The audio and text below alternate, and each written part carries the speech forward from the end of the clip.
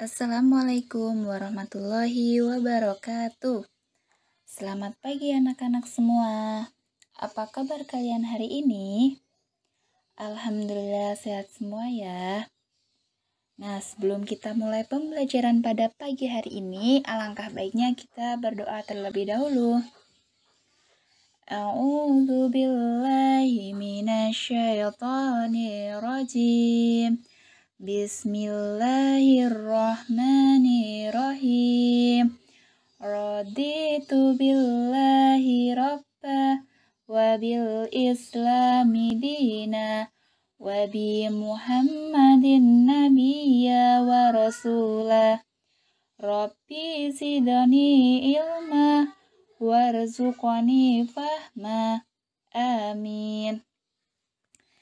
Nah, hari ini kita akan belajar mengenai tema 1, subtema 4. Kita akan belajar mengenal pertumbuhan dan perkembangan tumbuhan.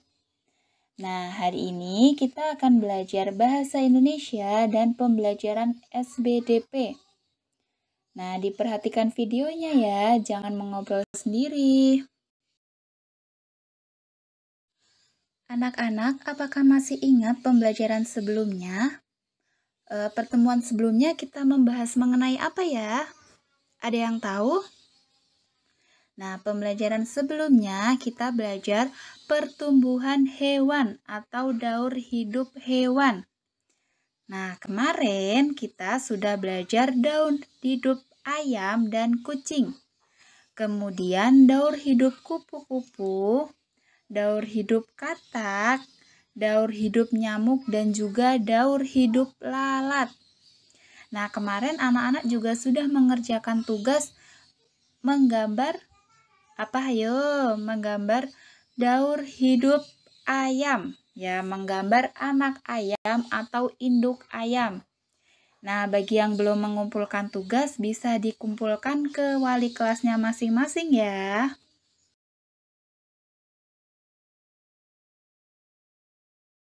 Nah, hari ini kita akan membahas cara berkembang biak tumbuhan secara alami dan buatan.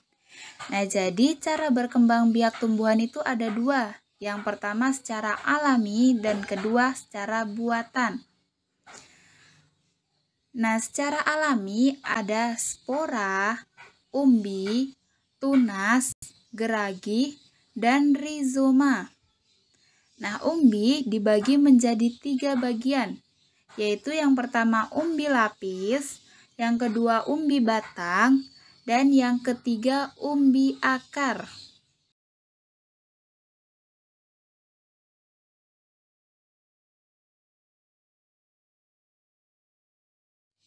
Yang pertama, kita akan belajar mengenai perkembangbiakan vegetatif alami. Nah, apa itu perkembangbiakan vegetatif alami? Ada yang tahu? Iya, perkembangbiakan vegetatif alami adalah perkembangbiakan tanpa bantuan manusia.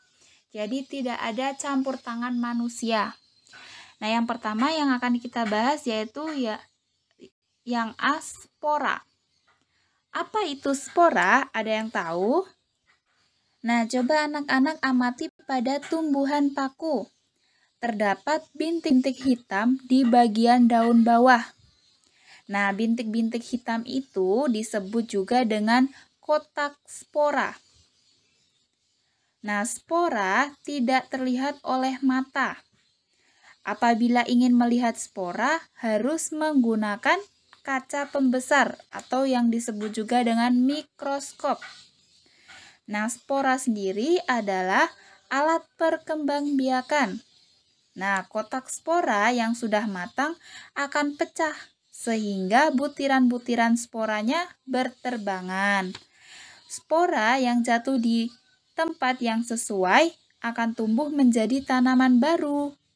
Nah, lalu bagaimana spora yang lain? Nah, spora itu terdapat di dalam tumbuhan paku, lumut, dan juga jamur. Nah, jadi tidak semua tumbuhan ya, hanya terdapat pada tumbuhan paku, tumbuhan lumut, dan juga tumbuhan tumbuhan jamur. Yang kedua ada umbi. Ada yang tahu apa itu umbi? Ya, umbi adalah bagian tanaman yang menggembung dan tertanam di dalam tanah. Nah, beberapa tanaman yang mempunyai umbi antara lain. Yang pertama ada kentang, ada wortel, dan juga ada bawang merah. Umbi adalah cadangan makanan bagi tumbuhan. Umbi juga dapat berfungsi sebagai alat perkembangbiakan. Nah, umbi dibagi menjadi 3 bagian atau 3 jenis, yaitu umbi lapis, umbi akar, dan juga umbi batang. Nah, yang pertama yang akan kita bahas adalah umbi lapis. Nah, umbi lapis adalah umbi yang berbentuk dari tumpukan daun yang tersusun secara rapat. Umbi yang berlapis-lapis itu di bagian bawahnya tumbuh akar. Nah, jika ditanam akan tumbuh tunas dan kemudian tumbuh menjadi tumbuhan yang baru. Umbi yang demikian itu biasanya disebut dengan umbi lapis. Nah, coba anak-anak lihat bentuk bawang bombay dan bawang putih. Nah, itu kan sama juga dengan bawang merah. Nah, itu merupakan umbi lapis karena di dalamnya jika dibelah itu terdapat lapisan-lapisan. Nah, itu disebut juga dengan umbi lapis. Nah, yang kedua adalah umbi batang. Nah, umbi batang adalah tanaman umbi yang menggunakan batang sebagai tempat cadangan makanan. Nah, coba anak-anak lihat kentang. Nah, kentang juga termasuk dalam kategori umbi batang. Nah, pada permukaan umbi kentang terdapat mata tunas. Mata tunas akan jelas terlihat jika kentang yang tua itu disimpan beberapa hari di tempat yang lembab. Nah, kemudian tumbuhan kentang baru akan tumbuh jika kita menanam umbi kentang tersebut. Nah, tumbuhan tersebut tumbuh dari mata tunas yang terdapat di dalam umbi. Nah, yang terakhir adalah umbi akar. Apa itu umbi akar? Nah, umbi akar adalah akar yang membesar dan berisi cadangan makanan. Nah, jika umbi itu ditanam bersama dengan pangkal batang, maka akan tumbuh tunas. Nah, contohnya adalah dahlia, wortel, lobak, dan juga singkong. Nah, itu termasuk dalam umbi akar. Nah, sampai sini anak-anak paham? Ada yang masih bingung atau yang ingin ditanyakan? Nah, nanti bisa ditanyakan ya. Ya, selanjutnya yang C ada tunas. Ada yang pernah mendengar kata tunas? Ya, tunas adalah tumbuhan anakan yang muncul di samping induknya. Nah, kalian pernah lihat pohon pisang? Di rumah kalian ada pohon pisang? Nah, coba kalian amati. Di samping pohon pisang, di samping induknya, terdapat tunas. Nah, selain di pohon pisang, ada juga di pohon bambu dan juga tebu. Nah, jadi calon tumbuhan baru dapat muncul dari akar, batang, atau daun tanaman yang telah tua. Nah, tunas akar terdapat pada pohon cemara dan pohon sukun. Nah, tunas daun terdapat pada tumbuhan cocor bebek. Dan tunas batang terdapat pada pohon pisang. Nah, tunas yang tidak tumbuh pada batang disebut tunas adventif. Selanjutnya kita mempelajari yang D, yaitu geragih. Apa itu geragih? Nah, geragih adalah batang yang menjalar di permukaan tanah. Pada batang tumbuhan jenis ini dapat tumbuh akar dan tunas baru. Nah, tumbuhan baru akan tumbuh jika batang itu dipisahkan dan ditanam di tempat lain. Nah, contoh tumbuhan yang ditanam di tempat lain yang berkembang biak dengan stolon atau geragih adalah rumput, yaitu rumput teki, rumput gajah, stroberi, dan juga arbei. Nah, anak-anak paham apa itu geragih? Ya, kita lanjutkan ya. Yang kelima, ada rizoma. Apa itu rizoma? Rizoma adalah akar tinggal atau akar tongkat. Nah, sebenarnya rizoma adalah batang yang menjalar di bawah tanah. Lalu, contohnya apa saja, Us? Ayo, ada yang tahu? Nah, contoh rizoma itu terdapat pada tanaman kunyit, lengkuas, jahe, temulawak, dan juga kencur. Nah, coba diperhatikan.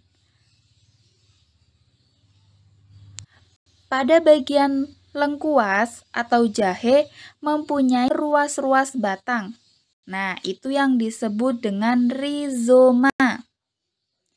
Nah, sampai sini anak-anak paham?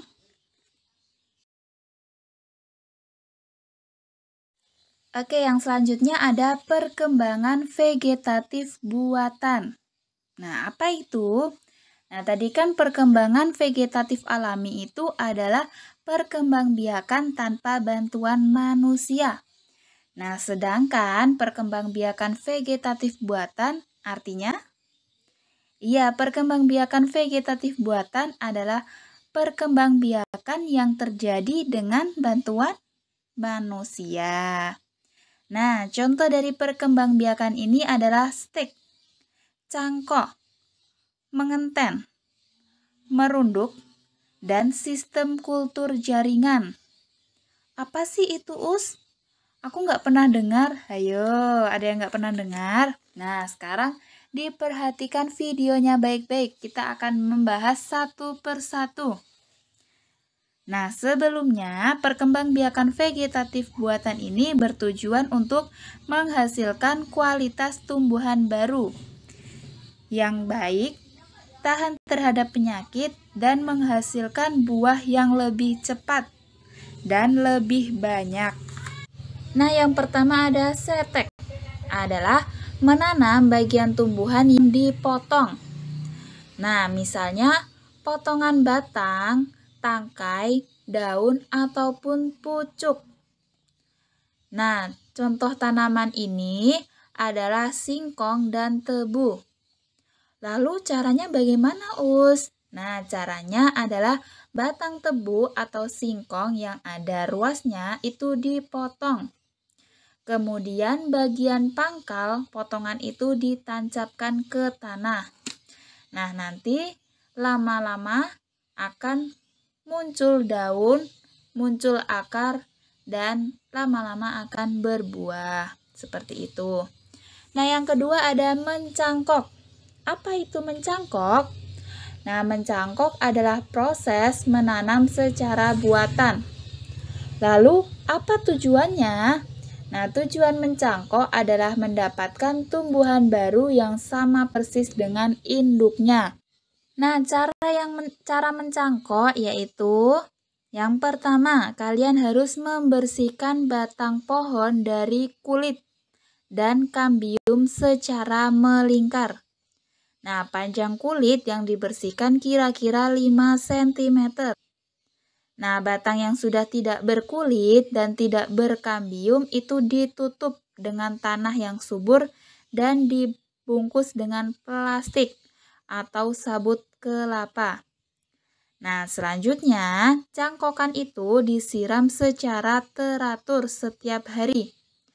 Nah, jika sudah tumbuh akar, cangkokan bisa dipindahkan dan ditanam ke dalam tanah. Nah, tadi kita sudah membahas tujuan mencangkok. Apa? Ayo, ada yang masih ingat? Ya, tujuan mencangkok adalah mendapatkan tumbuhan baru yang memiliki sifat sama persis dengan induknya. Nah, selain itu, mencangkok juga dilakukan agar tumbuhannya cepat berbuah. Nah, masih banyak keuntungan-keuntungan dan tujuan lain dari mencangkok. Nah, ya, kita akan membahas sedikit tujuan keuntungan mencangkok. Nah, yang pertama, keuntungan mencangkok antara lain tanaman baru akan lebih cepat besar dan lebih cepat berbuah, serta mempunyai sifat yang sama seperti induknya. Nah, tetapi ada juga kekurangan dari mencangkok. Nah, tanaman yang dicangkok akan memiliki akar yang kurang kuat. Nah, akar yang terbentuk adalah akar serabut. Nah, karena itu, ketika sudah dewasa, tumbuhan ini harus sudah ditopang. Nah, karena akarnya kurang kuat. Nah, selanjutnya kita akan membahas mengenai okulasi. Apa itu okulasi? Nah, okulasi atau menempel adalah menggabungkan mata tunas suatu tumbuhan pada batangan tumbuhan lain. Nah, okulasi mempunyai tujuan menggabungkan sifat-sifat tumbuhan yang baik dari dua tumbuhan yang sejenis. Apa contohnya? Nah, contohnya pada pohon mangga. Pohon mangga berakar dan berbatang kuat, tetapi rasa buahnya masam. Nah, diokulasi dengan pohon mangga yang berakar dan berbatang lemah, tetapi rasanya manis. Nah, dengan seperti itu dapat diperoleh mangga berakar dan berbatang kuat serta berbuah manis. Nah, itu cara okulasi. Nah, yang keempat ada mengenten atau menyambung, yaitu perkembangbiakan tumbuhan dengan cara menggabungkan dua tanaman yang sejenis. Nah, tujuannya apa? Tujuannya agar memperoleh tanaman baru dengan sifat-sifat yang lebih baik. Misalnya, tanaman tidak sejenis dengan tanaman tidak sejenis.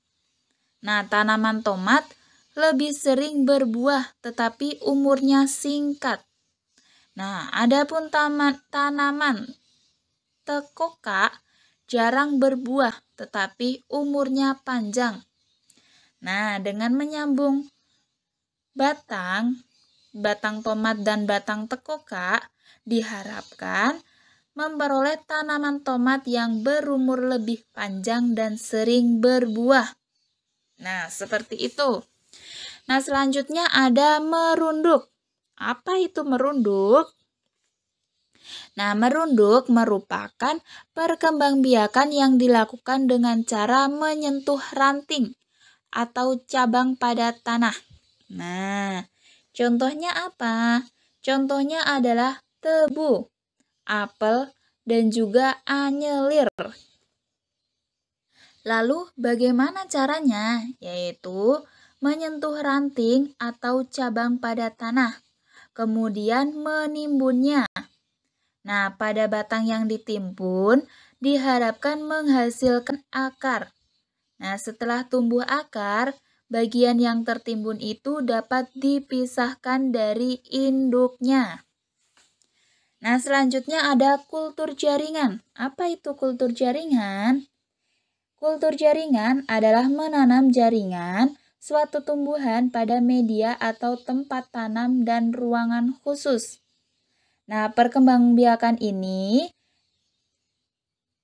dengan cara ini membutuhkan banyak biaya. Karena apa? Karena media tanam dilengkapi dengan makanan yang dibutuhkan tumbuhan dan hormon. Nah, jadi tidak hanya manusia yang membutuhkan makanan, tetapi tumbuhan pun juga membutuhkan makanan. Selain itu, ruangan tempat mengultur jaringan juga harus bebas dari kuman. Nah, biasanya kultur jaringan ini digunakan di ruang laboratorium. Nah, sampai salah sebut Ustazah. Di ruangan laboratorium yang sebelumnya disterilkan. Apa itu disterilkan? Nah, jadi disterilkan adalah dibersihkan agar terhindar dari kuman. Nah, dengan cara apa? Dengan sinar ultraviolet. Nah, dengan kultur jaringan ini diharapkan akan tumbuh tanaman baru yang mempunyai sifat-sifat yang lebih baik dari tanaman sebelumnya. Nah, sampai sini anak-anak paham apa itu perkembangbiakan vegetatif alami dan buatan? Ya, oke, kita lanjutkan lagi pembelajarannya ya. Nah, coba anak-anak lihat di gambar yang di atas dan di bawah. Gambar apa itu? Iya, gambar burung terbang dan juga gambar bunga matahari. Nah, itu merupakan dari kerajinan tangan mozaik. Ada yang tahu apa itu mozaik? Nah, jadi mozaik adalah seni dekorasi bidang dengan kepingan bahan keras yang berwarna yang disusun dan ditempelkan dengan perekat. Nah, kepingan benda yang bisa digunakan adalah pecahan keramik, potongan kertas, potongan daun, dan juga potongan kayu. Nah, dua gambar tersebut adalah gambar yang sudah dimozaik atau sudah ditempelkan dengan potongan kertas, potongan daun, dan juga potongan kayu. Nah, jadi bisa dipilih salah satu. Nah, lalu apa saja bahan yang digunakan? Nah, bahan yang digunakan bisa berupa padi, beras, kacang hijau, daun kering, jagung, dan lain-lain. Nah, nanti bisa disusun secara rapi. Bisa disusun secara rapi dan ditentukan warnanya. Misalnya, pada gambar bunga matahari, itu di tengahnya bisa diletakkan dengan kacang. Kemudian di tangkainya bisa menggunakan kacang hijau. Kemudian di bagian bunganya bisa menggunakan beras atau yang lainnya. Nah, jadi harus disusun secara rapi. Kemudian sebelumnya ditempelkan lem dulu biar merekat. Nah, seperti itu baru ditempel-tempelkan dengan rapi.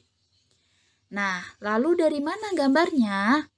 Nah, gambarnya bisa anak-anak menggambar sendiri atau juga bisa mencari di Google, terus kemudian di print. Nah, setelah itu baru kita mulai mozaiknya, seperti itu. Nah, yang terakhir, Ibu ada tugas buat anak-anak, yaitu membuat kerajinan tangan mozaik. Nah, itu sudah Ibu contohkan dua gambar. Nah, dua gambar itu, anak-anak bisa menggambar atau bisa juga mencari di internet atau di Google. Bebas gambarnya apa. Yang penting harus gambar kosong seperti itu ya. Nah, gambarnya bisa menggunakan tumbuh-tumbuhan. Bisa bunga, bisa buah, dan lain-lain. Tetapi ingat harus polos gambarnya. Nah, nanti kalian bisa mozaik dengan bahan-bahan yang ada di rumah kalian masing-masing. Bisa menggunakan kacang hijau, padi, beras, jagung, dan lain-lain. Nah, nanti setelah kalian sudah mozaik, itu bisa dikumpulkan ke wali kelasnya masing-masing untuk dinilai. Ingat ya, setiap tugas akan dinilai oleh wali kelasnya masing-masing. Jadi, anak-anak jangan sampai tidak mengumpulkan. Oke semuanya. Nah, sekian pembelajaran pada hari ini. Kita tadi sudah belajar mengenai perkembangbiakan vegetatif alami dan buatan. Kemudian kita juga sudah belajar mengenai kerajinan tangan mozaik. Ingat ya, anak-anak mempunyai tugas kerajinan mozaik. Gambarnya bebas. Nanti dikumpulkan ke wali kelasnya masing-masing. Nah, untuk video pembelajaran hari ini cukup sekian. Sebelumnya kita berdoa terlebih dahulu untuk mengakhiri pembelajaran hari ini. A'udzu billahi minasyaitonir rajim. Bismillahirrahmanirrahim. Subhanakallahumma wa bihamdika asyhadu an la ilaha illa anta astaghfiruka wa atubu ilaik. Alhamdulillahi rabbil alamin. Nah, sekian pembelajaran pada hari ini. Ada kurang lebihnya, ada salah kata dan salah perbuatan. Ustazah mohon maaf yang sebesar-besarnya. Ustazah akhiri, wassalamualaikum warahmatullahi wabarakatuh.